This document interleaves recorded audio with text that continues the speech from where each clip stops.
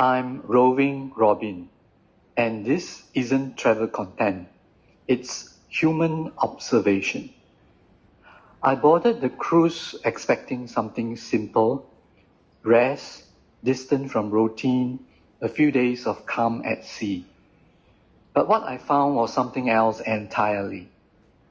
A controlled environment where ordinary behavior slowly begins to change, and at first, you don't notice it happening. It begins before the ship even leaves the port. There is a queue, structured, clearly defined, familiar, but even here, something subtle starts to shift. People stop respecting it in the way you expect them to, not through force, not through chaos, but through something quieter, gradual disregard. And no one intervenes. On paper, the buffet represents abundance, unlimited food, no restriction, no urgency, a space designed for comfort.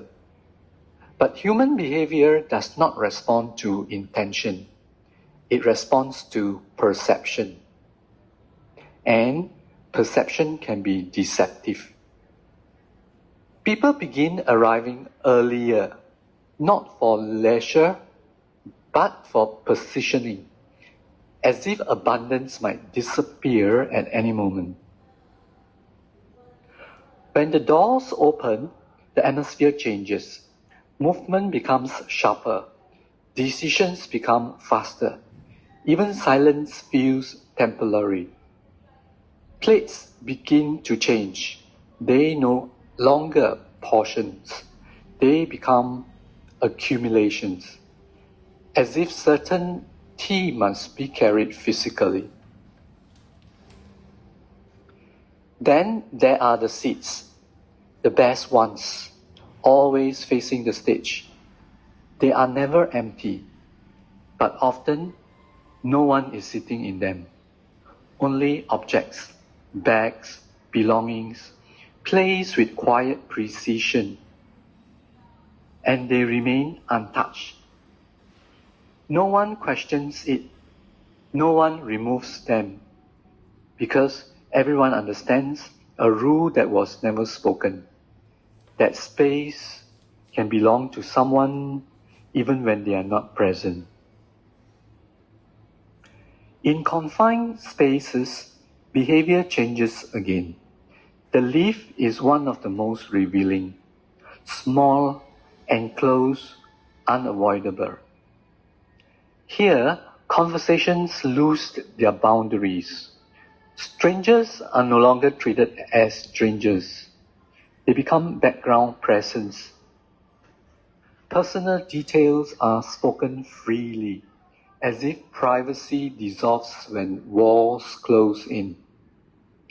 And no one seems to notice the shift. Over time, even the corridors change. They stop functioning as transitions. They become locations, places where people gather, linger, remain. Time stretches, volume increases, boundaries soften, and slowly the ship begins to feel smaller than it is. At first, these moments feel disconnected, isolated incidents, minor observations, but patterns begin to form. Place people in proximity and personal space contracts. Place them near abundance and consumption expands. Place them in subtle competition and behavior adjusts accordingly. But it is not transformation, it is exposure. There is a moment when observation becomes uncomfortable, when distance is no longer possible, when you realize you are not outside the system, you are inside it.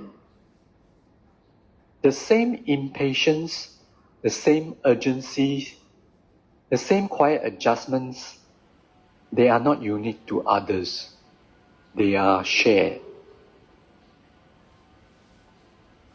What I witnessed was not chaos, it was structure, a set of conditions shaping behavior in predictable ways. When comfort is introduced, when space is compressed, when rules are soft rather than enforced, human behavior adapts, quietly, continuously, without announcement. Perhaps a cruise is not simply a form of travel. Perhaps it is something closer to an experiment, a controlled environment where ordinary people review how quickly they change, when nothing interrupts them and nothing is watching. Roving Robin here, same people, different environments, different outcomes.